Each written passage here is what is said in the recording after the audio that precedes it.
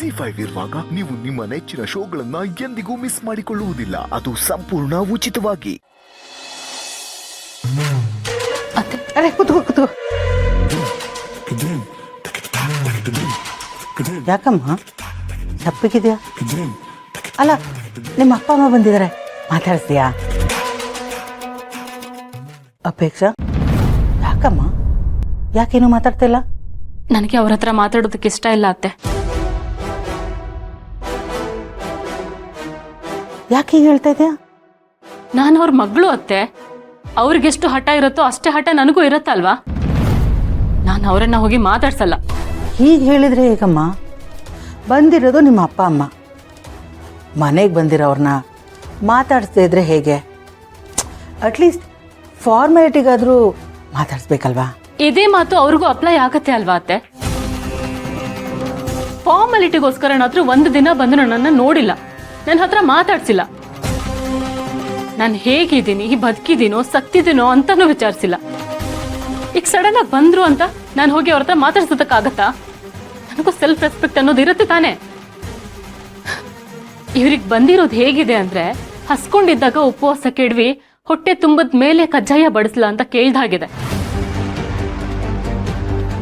ಯಾರಿಗ್ ಬೇಕು ಅದೆಲ್ಲ? ನನಗಂತೂ ಈ ವಿಷಯದಲ್ಲಿ ಮನ್ಸು ಮುರಿದು ಹೋಗಿದೆ. ನಾನು ಅವರನ್ನ ಮಾತಾಡ್ಸಲ್ಲ. ನೀನು ನೋವು ನನಗೆ ಅರ್ಥ ಆಗುತ್ತಮ್ಮ. ಅಲ್ಲ, ನೀನು ಹೋಗದೆ ಇದ್ರೆ ಗೌತಮ್ ಏನು ಅನ್ಕೊಳ್ಳಲ್ಲ? ಮನೆಗೆ ಬಂದವ್ರನ್ನ ಮಾತಾಡಿಸ್ಲಿಲ್ಲ ಅಂತ ಗೌತಮ್ ಗೊತ್ತಾದ್ರೆ ಅವ್ನು ಬೇಜಾರು ಮಾಡ್ಕೋತಾನಲ್ವಾ? ಆ ಕಾರಣಕ್ಕಾದ್ರೂ ಹೋಗಿ ನೀನು ಮಾತಾಡ್ಸಮ್ಮ. ಅದು ಅಲ್ಲದೆ ಈ ವಿಷಯ ಏನಾದರೂ ನಿಮ್ಮ ಅಕ್ಕನಿಗೆ ಗೊತ್ತಾದ್ರೆ ಇದನ್ನೇ ದೊಡ್ಡ ವಿಷಯ ಮಾಡಿ ರಾಧಾಂತ ಮಾಡ್ಬಿಡ್ತಾಳೆ.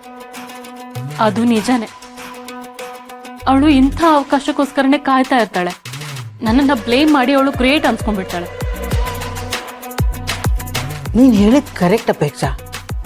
ಅವಳು ಅಂತವಳೆ, ಅವಳು ಹಾಗೆ ಮಾಡ್ತಾಳೆ. ನಿನ್ನ ವಿರುದ್ಧ ಎಲ್ರೂ ಎತ್ತು ಕಟ್ಬಿಡ್ತಾಳೆ. ಅದಕ್ಕೆ ಹೇಳ್ತಾ ಇರೋದು, ಅದಕ್ಕೆಲ್ಲ ನೀನು ಅವಕಾಶ ಮಾಡಿಕೊಡ್ಬೇಡಮ್ಮ. ಕೊನೆ ಪಕ್ಷ ನಾನು ಹೇಳ್ತಿದ್ದಿ ಅನ್ನೋ ಕಾರಣಕ್ಕಾದರೂ ಹೋಗಿ ಮಾತಾಡ್ಸಮ್ಮ. ಈ ಅತ್ತೆ ಮಾತು ನೀನು ಕೇಳಲ್ವಾ? ಕೇಳ್ತೀನಿ ಅತ್ತೆ. ನನಗೆ ನೀವು ತಂದೆ ತಾಯಿಗಿಂತನೂ ಹೆಚ್ಚು. ನನಗೆ ಮದುವೆ ಮಾಡಿಸಿದ್ದು, ಈ ಮನೆ ಕರ್ಕೊಂಡು ಬಂದಿದ್ದು ಎಲ್ಲ ನೀವೇ ಅಲ್ವಾ ಅತ್ತೆ? ನೀವು ಹೇಳ್ತಿದ್ದೀರಂತ ನಾನು ಹೋಗಿ ಅವರನ್ನ ಮಾತಾಡಿಸ್ತೀನಿ. ಮಾತಾಡ್ಸದ್ಮೇಲೆ ಇನ್ನು ಲೈಫಲ್ಲಿ ನನ್ನ ಹತ್ರ ಅವ್ರು ಮಾತಾಡಿಸ್ಬಾರ್ದು, ಹಾಗೆ ಮಾಡ್ಬರ್ತೀನಿ. ಅವ್ರನ್ನಂತೂ ನಾನು ಒಪ್ಕೊಳ್ಳೋದಕ್ಕೆ ಸಾಧ್ಯನೇ ಇಲ್ಲ. ಇದು ಮಾತು ಅಂದ್ರೆ ಸ್ವಾಭಿಮಾನ ಅಂದ್ರೆ ಹಿಂಗಿರ್ಬೇಕು. ಅಪೇಕ್ಷಾ, ನಿನ್ ನೋಡಿದ್ರೆ ನಂಗೆ ತುಂಬಾ ಖುಷಿ ಆಗುತ್ತಮ್ಮ. ಸ್ವಾಭಿಮಾನಕ್ಕೆ ಇನ್ನೊಂದು ಹೆಸರೇ ಅಪೇಕ್ಷಾ. ಈ ಶತಮಾನದ ಹೋಗೋಣ, ಬರ್ತೀನಿ.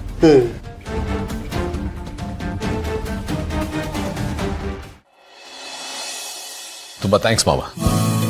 ಇದೇನು ಹೇಳಿ ಅಂದರೆ ಇದಕ್ಕಿದಂಗೆ ಥ್ಯಾಂಕ್ಸ್ ಹೇಳ್ತಿದ್ದೀರಾ? ಥ್ಯಾಂಕ್ಸ್ ಹೇಳೋ ಅಂಥದ್ದು ನಾನೇನು ಮಾಡಿದೆ? ನಾನು ಕರೆದ ತಕ್ಷಣ ನೀವು ಒಪ್ಕೊಂಡು ಬಂದ್ರಲ್ಲ, ಅದಕ್ಕೆ. ಓಹ್, ಅದಕ್ಕೆಲ್ಲ ಥ್ಯಾಂಕ್ಸ್ ಯಾಕೆ ಹೇಳಿ ಅಂದರೆ, ನೀವು ಹೇಳಿದ್ರಿ, ನೀವು ಹೇಳಿದ್ದು ಸರಿ ಅಂತ ನಂಗೆ ಮನವರಿಕೆ ಆಯಿತು, ಅದಕ್ಕೆ ಬಂದೆ. ನೀವು ನನ್ನ ಪಾಲಿಗೆ ಅಳಿಯ ಅಲ್ಲ, ನನ್ನ ಹಿರಿ ಮಗ ಇದ್ದಂಗೆ.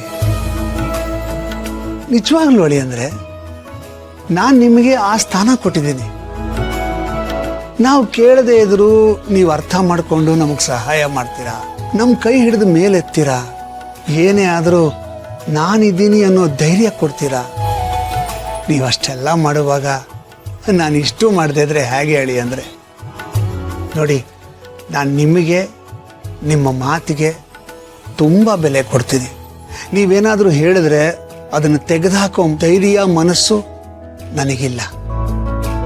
ನಿಜ ಹೇಳಬೇಕು ಅಂದರೆ, ಈ ಪ್ರಪಂಚದಲ್ಲಿ ನಾನು ಯಾರನ್ನಾದರೂ ತುಂಬ ಗೌರವಿಸ್ತೀನಿ ಅಂದರೆ ಅದು ನಿಮ್ಮನ್ನೇ ಅಳಿ ಅಂದರೆ. ನಾನು ಈ ಮಾತನ್ನ ಮನಸಾರೆ ಹೇಳ್ತಾ ಇದ್ದೀನಿ. ನಿಮ್ಮ ಬಗ್ಗೆ ನನಗೆ ಆ ಥರ ಭಾವನೆ ಇದೆ. ತುಂಬ ದೊಡ್ಡ ಮಾತು ಮಾವ.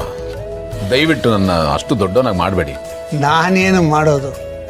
ನೋಡಿ, ನೀವು ವಯಸ್ಸಲ್ಲಿ ನನಗಿಂತ ಚಿಕ್ಕವ್ರು ಇರ್ಬೋದು, ಆದರೆ ಗುಣದಲ್ಲಿ, ವ್ಯಕ್ತಿತ್ವದಲ್ಲಿ ನನಗಿಂತ ತುಂಬ ದೊಡ್ಡವರು. ಅದನ್ನು ಯಾರೇ ಆದರೂ ಒಪ್ಕೊಳ್ಳೇಬೇಕು. ನಾನು ನಿಮ್ಮನ್ನು ಹೊಗಳಕ್ಕೆ ಮಾತು ಹೇಳ್ತಾ ಇಲ್ಲ. ನಿಜ ಹೇಳಬೇಕು ಅಂದರೆ ನೀವು ಈಗಿನ ತಲೆಮಾರಿಗೆ ಒಂಥರ ರೋಲ್ ಮಾಡಲಿದ್ದಂಗೆ. ಪ್ರತಿಯೊಬ್ಬ ಮಗ, ಪ್ರತಿಯೊಬ್ಬ ಅಣ್ಣ, ಪ್ರತಿಯೊಬ್ಬ ಗಂಡ, ಪ್ರತಿಯೊಬ್ಬ ಅಳಿಯ ಇದ್ರೆ ನಿಮ್ಮ ಥರ ಇರಬೇಕು. ನೀವು ಎಲ್ಲ ಪಾತ್ರವನ್ನು ಸಮರ್ಥವಾಗಿ ನಿಭಾಯಿಸ್ತೀರ, ಅದಕ್ಕೆ ನ್ಯಾಯ ಒದಗಿಸ್ತೀರ. ನಿಮ್ಮನ್ನು ನೋಡಿದ್ರೇನೆ ಗೌರವ ಹುಟ್ಕೊಳ್ಳುತ್ತೆ, ಕೈ ಮುಗಿಬೇಕು ಅಂತ ಅನ್ಸತ್ತೆ. ನಿಜ ಹೇಳಬೇಕು ಅಂದರೆ ನನ್ನ ಮಗಳ ಕೈ ಹಿಡಿದಿದ್ದು, ನೀವು ನಮ್ಮ ಅಳಿಯನಾಗಿ ಬಂದಿದ್ದು ನಮ್ಮ ಪೂರ್ವಜನ್ಮದ ಪುಣ್ಯ ಅಂತ ಭಾವಿಸ್ತೀನಿ. ನಿಜವಾಗ್ಲು ಪುಣ್ಯ ಮಾಡಿದ್ರೇನೆ ನಿಮ್ಮಂಥವ್ರು ಸಿಗೋದು. ನೀವು ಹೀಗೆಲ್ಲ ಮಾತಾಡಿದ್ರೆ ನನಗೆ ಏನು ಹೇಳಬೇಕು ಅಂತಲೇ ಗೊತ್ತಾಗಲ್ಲ. ನನ್ನ ಬಗ್ಗೆ ಒಳ್ಳೆ ಭಾವನೆ ಇಟ್ಕೊಂಡಿದ್ದೀರಲ್ಲ, ನನಗೆ ಅಷ್ಟೇ ಸಾಕು. ಇನ್ಫ್ಯಾಕ್ಟ್ ನಾವು ನಿಮಗೆ ತುಂಬಾ ಬೇಜಾರು ಮಾಡಿದ್ದೀವಿ. ಒಂದು ಮದುವೆ ಆಗಬೇಕಾಗಿತ್ತು, ಅದು ಮುರಿದು ಬಿತ್ತು. ಅದಾದಮೇಲೆ ಅಪೇಕ್ಷಾ ಪಾರ್ಥ ಮದುವೆ, ಅದು ಬೇರೆ ಥರನೇ ಆಯಿತು. ನಾವು ನಿಮಗೆ ತುಂಬ ತೊಂದರೆ ಕೊಟ್ಟಿದ್ದೀವಿ, ನೋವು ಕೊಟ್ಟಿದ್ದೀವಿ ಅಂತ ಆಗಾಗ ಅನ್ನಿಸ್ತಾ ಇರುತ್ತೆ. ಅಯ್ಯೋ, ಹಾಗೆಲ್ಲ ಯಾಕೆ ಅನ್ಕೊಳ್ತೀರಾ? ಆಗಿದ್ದೆಲ್ಲ ಒಳ್ಳೇದಕ್ಕೆ ಅಂತಾನೆ ಅನ್ಕೊಳ್ಳಿ. ಅದೇಗೆ? ನನ್ನ ಮಗಳು ಜಯದೇವ್ ಮದುವೆ ಮುರಿದಿದ್ದಕ್ಕೆ ಅಲ್ವಾ ಮಲ್ಲಿಗೆ ನ್ಯಾಯ ಸಿಕ್ಕಿದ್ದು. ಅಂಥ ಒಳ್ಳೆ ಹುಡುಗಿ ನಿಮ್ಮನೆಗೆ ಸೊಸೆಯಾಗಿ ಬಂದಿದ್ದು. ಅವರಿಬ್ಬರು ಚೆನ್ನಾಗೇ ಇದ್ದಾರೆ. ಅದು ಅಲ್ಲದೆ ಆ ಮದುವೆ ಮುರಿದಿದ್ದಕ್ಕೆ ತಾನೇ ಪಾರ್ಥ ಅಪೇಕ್ಷೆ ಒಂದಾಗಿದ್ದು. ನಾವೇ ಇದ್ದೀವಿ, ನಮ್ಮಲ್ಲೇ ಹೊಸ ಸಂಬಂಧ ಬೆಸ್ಕೊಂಡಿದೆ, ಸಂಬಂಧ ಗಟ್ಟಿಯಾಗಿದೆ, ನಾವೆಲ್ಲ ತುಂಬ ಹತ್ತಿರವಾಗಿದ್ದೀವಿ.